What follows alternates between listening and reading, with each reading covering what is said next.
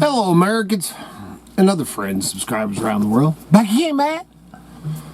So, this morning, first of all, man, I got up, I don't know, 4 o'clock or something like that, and not too low down here. And, man, I got up, you know, went out, made myself some coffee and started looking at the tube and stuff like that. Dude, I wouldn't say I really went down a rabbit hole, but I started watching stuff, old Elon Musk and some of his stuff on, you know, the AI. And man, I will tell you what, oh, dude, if that don't get you, your juices flowing for paranoia, nothing will. Anyway, so I listened to that. I think I only listened to one or two deals. It was actually Elon Musk talking. I thought, dude, I got to get off this. This ain't this ain't making me feel too good for today. I just better go back to bed. So then, oh, let's see, man. I ended up watching.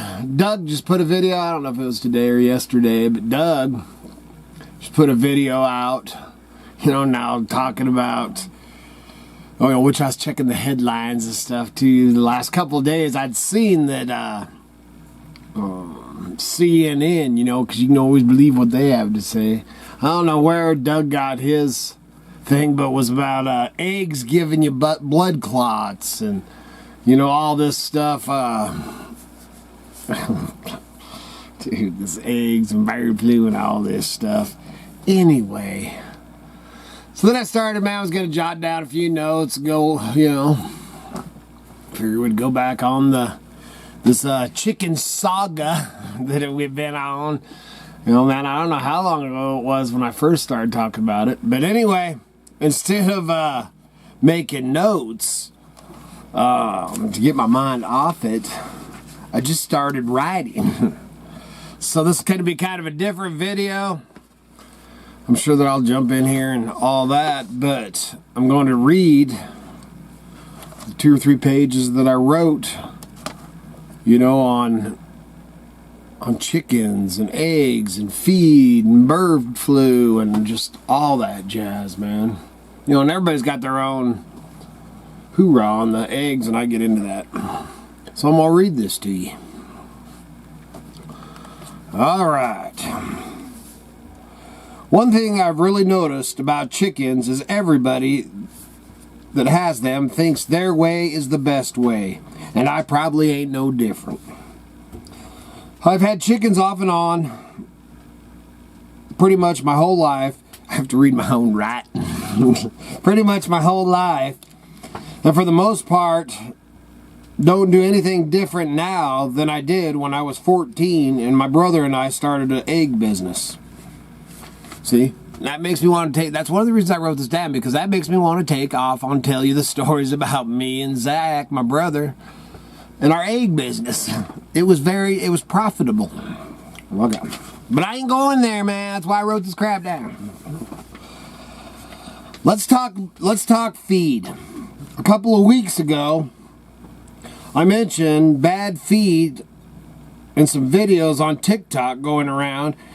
And now the last week, there's been many YouTube videos about it and where it came from.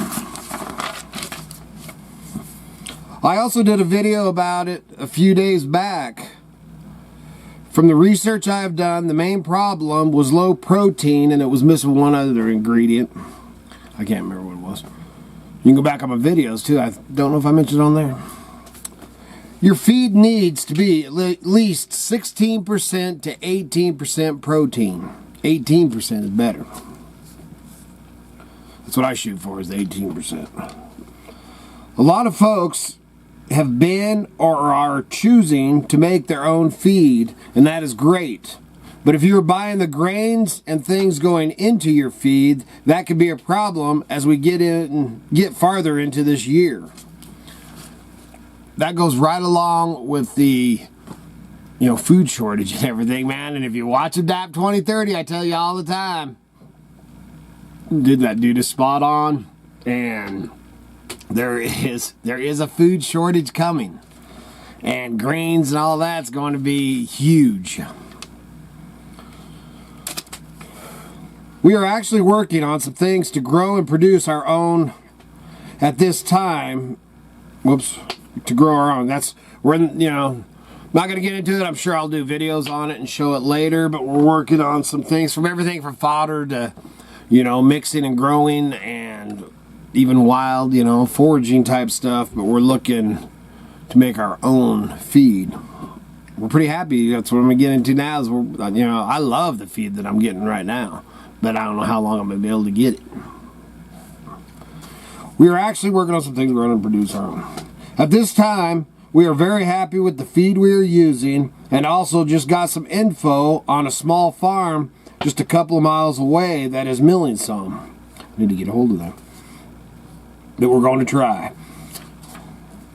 The supply of feed that we have been using that we really like is very iffy about getting it. It is a local feed, but about 60 or 70 mile round trip. Oops. Pardon me. I flipped the page. Last week we got the call. They got some in. The week before that I had to buy another bag to fill in. I bought it at the local feed store that isn't all that far. And it was a different kind of feed. It was a 16%. But I actually got, whether it's that, because our temps are doing this and stuff, but that feed, I did not care for the feed. The chickens didn't even care for the feed. This other stuff, I've been thinking I need to, because I just keep their feeder full all the time so they can eat whenever they want. We got 11 hens, we're getting 11 eggs a day. But, man, they go through a lot of feed. But they're happy chickens.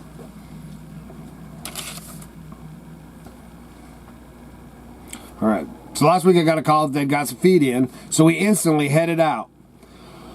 When we got there, the pallet had just been unloaded and was still shrink wrapped, and the list or inventory list said there was 10 bags, and of course they were on the very bottom. Yeah, I don't know how long throwing 50-pound bags of feed, because man, that thing was about this tall. I had to cut the shrink wrap, had to get another pallet, and then unload, and all the way down at the bottom was the 10 bags of my feed.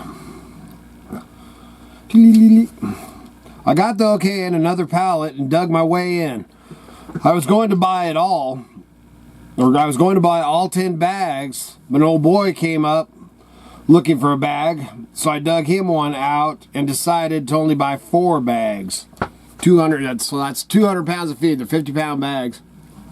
Like I said, I had, as I'm taking these, man, I'm working for these, and the week before I couldn't get it. I got there and there wasn't none. It was all bought up. And if they're only getting 10 bags a weekend, and the one old boy that I gave the bag to, it was me and him. Like I said, I bought 4. At first I was just going to buy them all, and get greedy.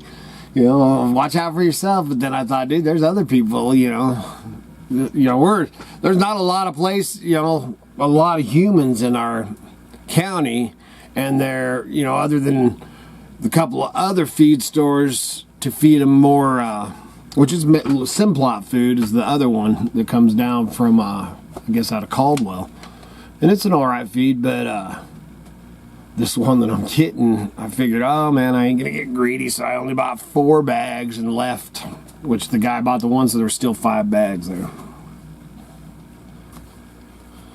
Alright, so that was the feed. Now let's talk a little on the eggs. I don't watch too many off-grid or homestead channels, but I do read headlines, and seeing that CNN, already talked about that, was reporting that chickens and eggs are bad, blah, blah, blah.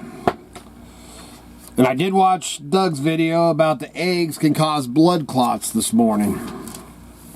Like I said, I don't even know if he mentioned, where he had read that or anything. I did not. I trust Doug, man. Doug ain't putting out crap, and he definitely researches before he puts it out there, so I didn't Didn't get on there and research any. I just listened to what he had to say.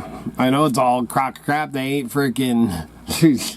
He plays a couple of commercials. The one, too, man. I haven't seen that, man. What was it? Oh, they got the little jingle. Man, I grew up with those egg commercials, you know. Oh, I can't remember the jingle, but it was cool to see them commercials again. I hadn't seen those in 100 years. Dude, this world's gone freaking nuts, man. That's all I got to say.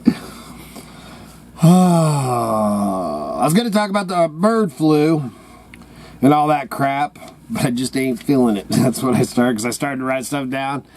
And I'll kind of go into, let me see if I've got, I guess I do kind of go into it, and we'll talk a little bit about it. Some videos back, I did talk about, for the first time of 40 plus years of having chickens, that I am not free-ranging mine, just in case there is any truth in this bird diseases.